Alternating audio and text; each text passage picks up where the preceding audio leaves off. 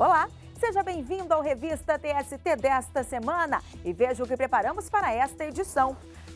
A solenidade de posse da nova direção do TST para o biênio 2020-2022. Validada a norma que garante igualdade de tratamento entre as uniões estáveis homoafetivas e heteroafetivas.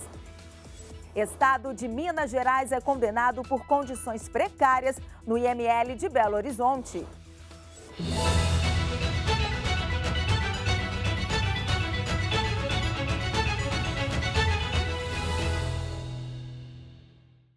E vamos direto à sessão de dissídios coletivos do TST, que julgou um caso envolvendo paridade de gênero. O Sindicato dos Aeroviários do Rio Grande do Sul conseguiu validar norma que garante igualdade de tratamento entre as uniões estáveis homoafetivas e heteroafetivas. E eu vou conversar com Pablo Lemos, que tem mais detalhes sobre esse caso. Olá, Pablo. Essa decisão dos ministros foi baseada em algum precedente? Olá, Ana Amélia. Exatamente. A decisão dos ministros teve como base dois precedentes já julgados pela sessão de dissídios coletivos, que envolviam cláusulas de acordo coletivo semelhantes e os mesmos sindicatos. O Sindicato dos Aeroviários de Porto Alegre e o Sindicato Nacional das Empresas Prestadoras de Serviços Auxiliares de Transporte Aéreo, o SINEATA.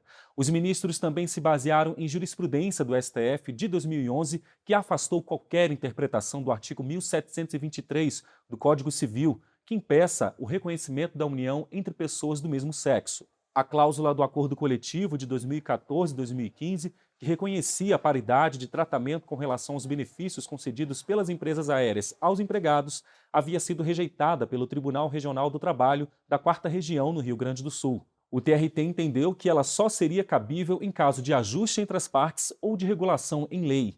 Entretanto, o caso chegou ao Tribunal Superior do Trabalho e o entendimento foi diferente, Ana Amélia.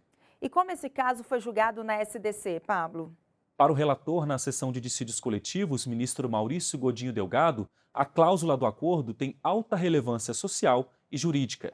Ele ainda acrescentou que ela busca resguardar o tratamento isonômico entre as famílias dos empregados heteroafetivos e homoafetivos, sem, no entanto, gerar encargo financeiro novo ao empregador.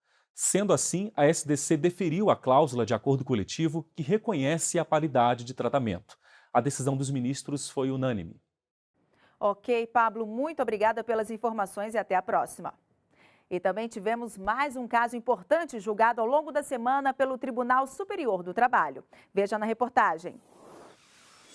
A seção 2 de dissídios individuais do TST manteve decisão que determinou liminarmente que um empregado da Chocolates Garoto fosse reintegrado ao emprego. O profissional alegou que foi dispensado com doença ocupacional, equiparada a acidente de trabalho. Em primeiro grau, o juízo da 8ª Vara do Trabalho de Vitória, no Espírito Santo, já havia aceitado o pedido de antecipação de tutela para reintegrar o empregado. A determinação foi que ele voltasse ao emprego em função compatível com o estado de saúde. A sentença fixou ainda multa diária de R$ 500 em caso de descumprimento. Mas a empresa recorreu. Segundo a Chocolates Garoto, na data da dispensa, o profissional não tinha direito a qualquer garantia de emprego. Isso porque ele não usufruiu de auxílio-doença acidentário durante o contrato de trabalho. A empregadora alegou também que a emissão da Comunicação de Acidente de Trabalho, CAT, não garante estabilidade provisória e que caberia ao INSS declarar se a doença é ocupacional.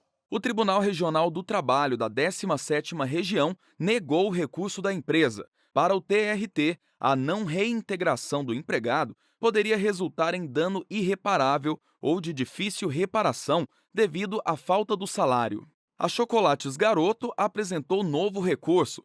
Na seção 2 de dissídios individuais do TST, a relatora, ministra Delaide Miranda Arantes, destacou que a dispensa poderia comprometer a alimentação do empregado, além de dificultar o tratamento da doença após a suspensão do plano de saúde. A autoridade coatora levou em conta a presença dos requisitos da verossimilhança e do dano irreparável ou de difícil reparação do artigo 300 do Código de Processo Civil de 2015. Assim, por unanimidade, os ministros da SDI 2 mantiveram a decisão que determinou a reintegração do profissional ao emprego em função compatível com o estado de saúde dele.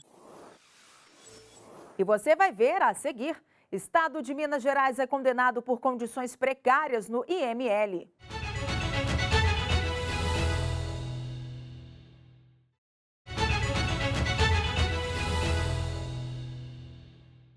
Voltamos com o Revista TST e vamos fazer um giro de notícias pelas turmas. Começamos o giro com um caso de destaque da terceira turma que condenou o estado de Minas Gerais por condições precárias no IML de Belo Horizonte. A repórter Thalia Santos acompanhou esse julgamento e traz os detalhes. Olá, Thalia, explica pra gente essa história. Olá, Ana Amélia. Os problemas foram constatados pelo Ministério Público do Trabalho. A ação civil pública foi apresentada depois que o MPT recebeu uma denúncia do Sindicato de Policiais Civis relacionada à estrutura e à higiene nas instalações do IML. Os problemas ocorriam nos setores de necropsia, radiologia, perícia, almoxarifado e serviço social. O MPT, então, ajuizou a ação para pedir medidas relacionadas à saúde e à segurança no trabalho, além de indenização por dano moral coletivo. O Tribunal Regional do Trabalho da Terceira Região, em Minas Gerais, manteve a decisão de primeiro grau e determinou ao Estado o cumprimento de diversas obrigações em relação a servidores e prestadores de serviço. Mas o pedido de indenização por dano moral coletivo foi negado. No TST, o caso foi julgado pela terceira turma, que teve entendimento diferente em relação à parte da decisão. O relator, ministro Maurício Godinho Delgado, observou que, para configurar dano moral coletivo, é necessária a constatação de lesão a uma coletividade, ou seja, um dano social que ultrapasse o interesse particular, o que, na avaliação do relator, ocorreu. Por unanimidade, a turma condenou o Estado de Minas Gerais ao pagamento de R$200 mil de indenização a ser revertido ao Fundo de Amparo ao Trabalhador, além da manutenção das obrigações impostas em primeiro e em segundo grau e multa no caso de descumprimento. Ana Amélia. Obrigada pelas informações, Thalia. Bom, e a oitava turma negou a uma comissária de bordo o recebimento de acréscimo salarial por cobrar refeições dos passageiros durante o voo. Ela trabalhava para a Webjet Linhas Aéreas. A aeronauta trabalhou como coordenadora de comissários da Webjet de 2011 até 2013, quando a companhia foi vendida à Gol. Na reclamação trabalhista, ela pediu o pagamento de diferenças salariais por acúmulo de funções, como venda de refeições e bebidas aos passageiros durante os voos. O pedido foi negado em primeiro grau, mas aceito pelo Tribunal Regional do Trabalho da Primeira Região, no Rio de Janeiro. Para o TRT, a função de vendedora não está entre as atribuições das comissárias de voo. Em recurso ao Tribunal Superior do Trabalho, a Webjet argumentou que a venda de produtos não alterou o trabalho da comissária, pois a profissional passou apenas a vender o que antes era fornecido de graça. A relatora do caso na oitava turma do TST, ministra Dora Maria da Costa, assinalou que, segundo o artigo 456 da Consolidação das Leis do Trabalho, na ausência de cláusula expressa, entende-se que o empregado se obriga a todo e qualquer serviço compatível com a sua condição pessoal e apontou que a Classificação Brasileira de Ocupações lista entre as atribuições dos comissários de bordo o serviço de refeições e bebidas preparadas, sem se referir à gratuidade ou preço dos produtos oferecidos. Para a ministra, o fornecimento gratuito ou a venda de alimentos aos clientes é uma escolha comercial das empresas aéreas e faz parte do exercício da livre iniciativa. Estou propondo conhecer e dar provimento ao recurso para restabelecer a sentença que indeferiu a condenação da reclamada ao pagamento das diferenças por acúmulo de função. Por unanimidade, os ministros da oitava turma decidiram que a venda de refeições durante os voos não configura acúmulo de função aos comissários de bordo. E não deixe de conferir esses e outros julgamentos das turmas no canal do TST no YouTube. Agora as sessões são transmitidas ao vivo por lá e ficam armazenadas para que você possa acompanhar quando quiser. Acesse e inscreva-se youtube.com/TST.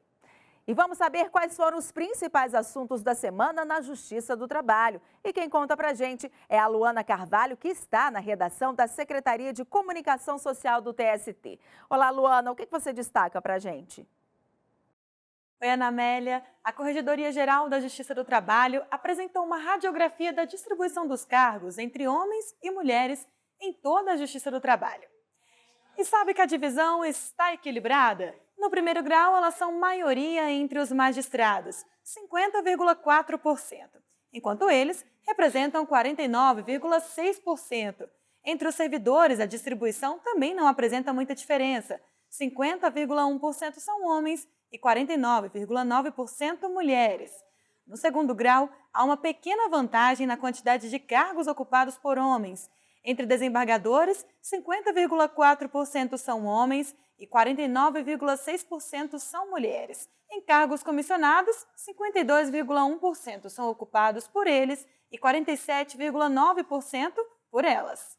Outra notícia interessante: o Tribunal Superior do Trabalho lançou uma página internacional na internet. As principais informações sobre o tribunal, como a atuação institucional e os serviços prestados à sociedade, são apresentados em inglês. Os visitantes também vão ter acesso aos currículos dos ministros, informações sobre planejamento estratégico e sobre os serviços de interesse do público em geral, como o projeto TST de Portas Abertas. Outro destaque da semana foi o acordo assinado aqui no TST entre a BR Distribuidora e as entidades sindicais representantes dos empregados. As negociações dizem respeito a 2 dissídios coletivos ajuizados em novembro do ano passado. A BR Distribuidora, antiga subsidiária da Petrobras, foi privatizada em julho do ano passado. O acordo prevê o pagamento de indenização de R$ 6 mil em favor dos empregados hipossuficientes. A parcela deve ser paga até 15 dias após a assinatura. Ainda ficou estabelecido o limite de redução de remuneração de até 50%. Para saber mais detalhes sobre o acordo, acesse o nosso site tst.jus.br. E olha só que legal! O TST aproveitou placas de concreto que foram retiradas da cobertura do prédio para criar um espaço de convivência. O material foi removido para a instalação das placas de energia solar. E, em vez de jogá-los fora, o tribunal transformou o concreto em bancos e nesse caminho para chegar até o local. A Praça Sucupira fica no Bosque dos Tribunais, em frente à sede do TST em Brasília. Essas são as notícias da semana e eu volto com você aí no estúdio, Ana. Ok, Luana, muito obrigada. E no próximo bloco, a cerimônia de posse da nova direção do TST para o biênio 2020-2022.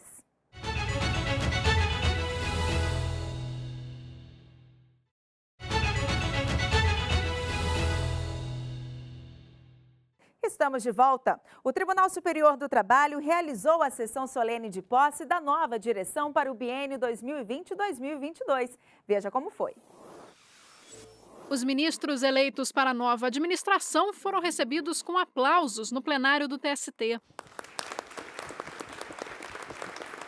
Além dos membros da Corte Superior Trabalhista, estiveram presentes na cerimônia o presidente da República, Jair Bolsonaro, do Supremo Tribunal Federal, Dias Toffoli, e da Câmara dos Deputados, Rodrigo Maia.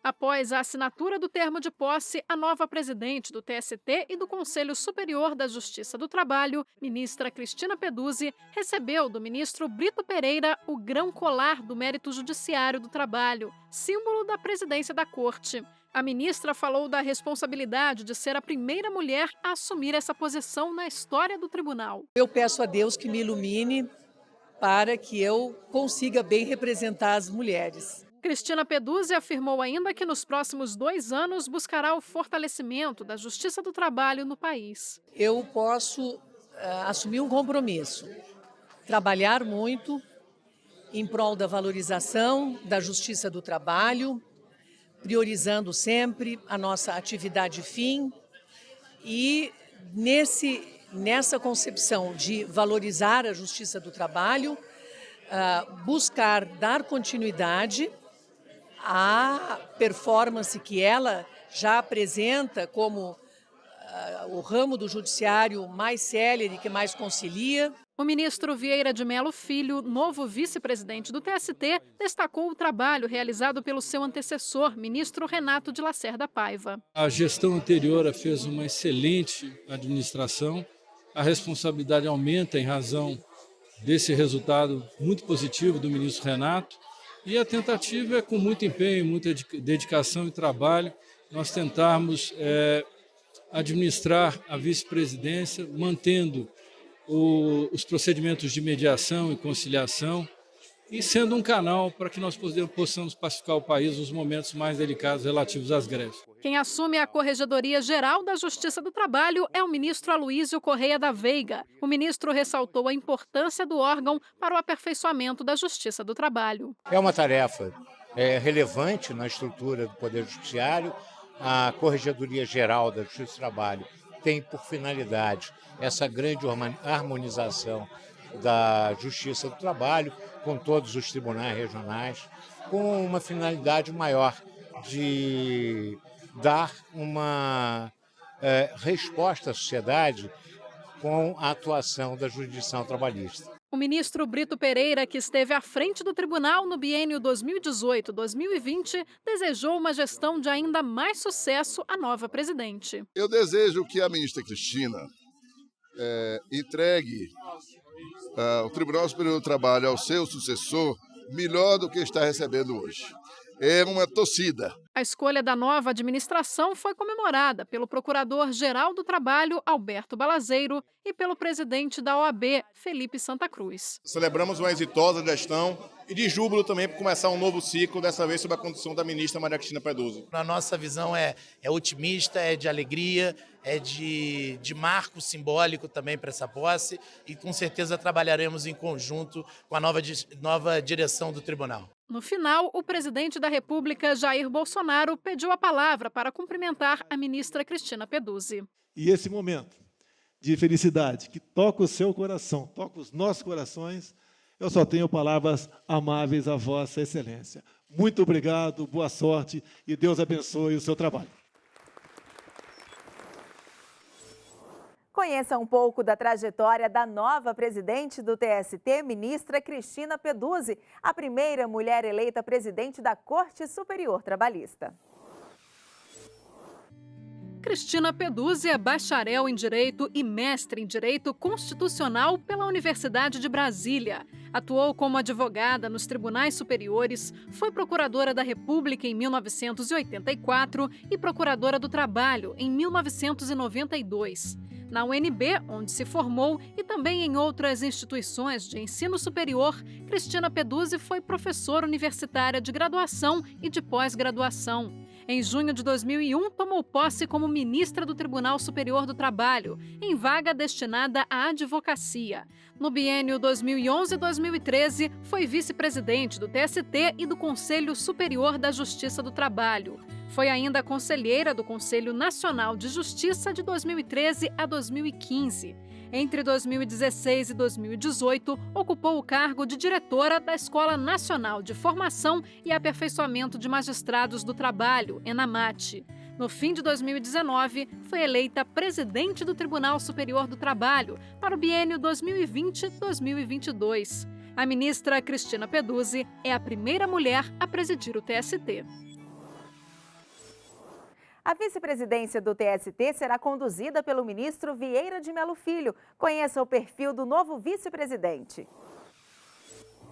Luiz Felipe Vieira de Mello Filho formou-se em Direito pela Universidade Federal de Minas Gerais e ingressou na magistratura trabalhista em 1987, após ter sido aprovado em segundo lugar em concurso para o cargo de juiz do trabalho substituto do Tribunal Regional do Trabalho da Terceira Região. De 1992 a 1998, atuou em substituição nos gabinetes de diversos juízes titulares do TRT da Terceira Região. Em 1998, foi promovido por merecimento a juiz. Vieira de Mello Filho foi eleito diretor da Escola Judicial do Tribunal Regional do Trabalho da Terceira Região entre 2001 e 2003 e foi membro do Conselho Consultivo da Escola em 2005. Como desembargador do TRT de Minas Gerais, foi 11 vezes convocado para o Tribunal Superior do Trabalho e em 21 de fevereiro de 2006 foi empossado ministro do TST. Foi vice-diretor da Escola Nacional de Formação e Aperfeiçoamento de Magistrados do Trabalho, ENAMAT, e depois diretor, eleito para o biênio 2018-2020. Em 2019, o ministro Vieira de Mello Filho foi eleito vice-presidente do Tribunal Superior do Trabalho para o biênio 2020-2022. Eleito para ocupar a Corregedoria Geral da Justiça do Trabalho, o ministro Aloísio Corrêa da Veiga atua no TST desde 2004. Saiba mais sobre o novo Corregedor-Geral da Justiça do Trabalho.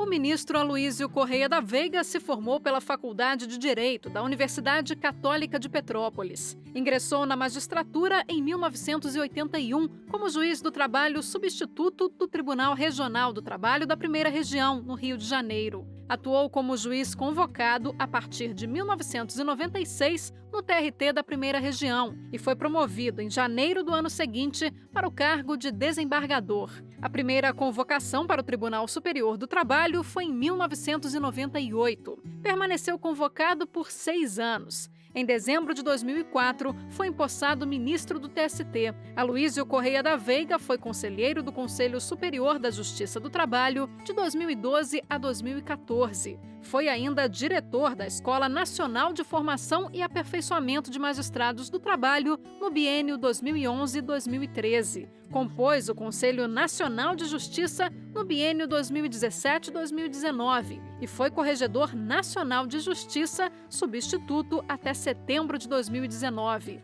Em dezembro do mesmo ano, foi eleito Corregedor-Geral da Justiça do Trabalho para o biênio 2020-2022. E o programa de hoje fica por aqui.